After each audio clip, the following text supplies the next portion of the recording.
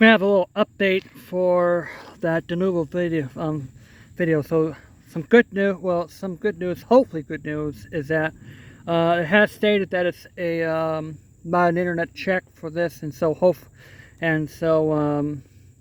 that means that could still play games offline. Means I can play games at a park or anything, and I have to say that they're recognizing that the Switch is a handheld system, and it's like, what are you going to expect me to find internet connection to run the games, which would be like ridiculous. I mean, yeah, the Nintendo Switch is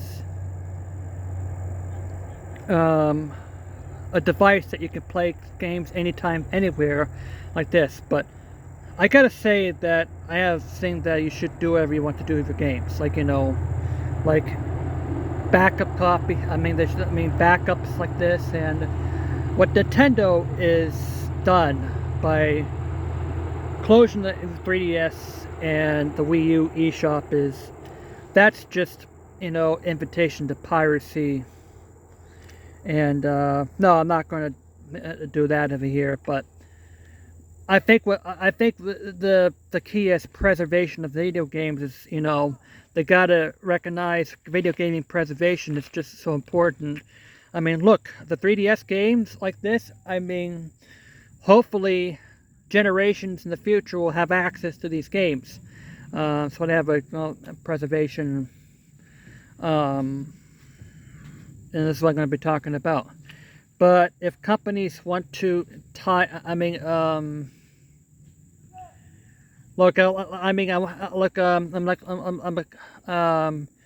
new Pac-Man repacks coming out, and as well as the new Teenage Mutant Ninja Turtles collection here. And the Pac-Man World repack is they actually care about the older games, and they want to enhance it here, like similar to Atari. Yar's Revenge got a reboot, got like a reboot enhancement, which is called Yar's Recharged. But the thing of it is, I do believe in game preservation, so that games down the road here. But at the same time, I think if Nintendo wants to really combat piracy, if they want to serious it, drop the price. I mean, I'm glad the Pac-Man World repack isn't. It's only $40 for that game, which is the price where it should be for new games coming out in the first place. Drop it to $40. All right. Oh, it's just. Yeah, it's eye candy, but the games aren't worth $60, $70. Look, if they drop the price of $40, you will dramatically cut on piracy and new retail games like this here. So this is what I have to say. The latest updates for the Denuvo. Yeah, they're cutting. They're going after piracy, but they gotta recognize, understand that games are overpriced. It looks like Sony actually is facing a lawsuit because of overpriced games that they were ripping off of here.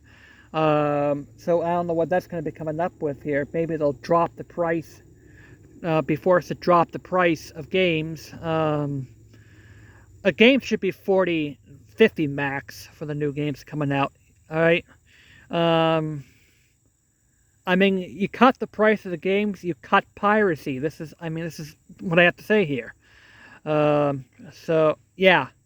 A couple other things to touch about. Sega is sort of heard some, like Sega's backtracking on Denuvo on Sonic. The new Sonic Frontiers game. I'm excited to that, and it's coming out in November. So let's hopefully Pac-Man will go to. Let's make Pac-Man go open world, and so is Kirby. And I also like Nintendo to make a Kirby Maker game, or even, and maybe heck, even kind of like a DDD's Drum Dash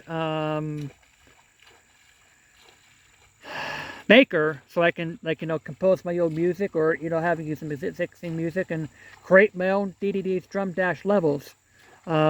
Lay out the coins. So going over here, folks. But yeah, I mean, they can do things against cheating, although you should be having a right to do everything you want to do in privacy. The Denuvo's anti-cheat. Well, I do, yeah, I do support it for online multiplayer for people who cheat, like what happened in Modern Warfare 2. But I have to say that, I don't know, as long as you purchase a game, you should do everything you want to do. So I have to say, JD out.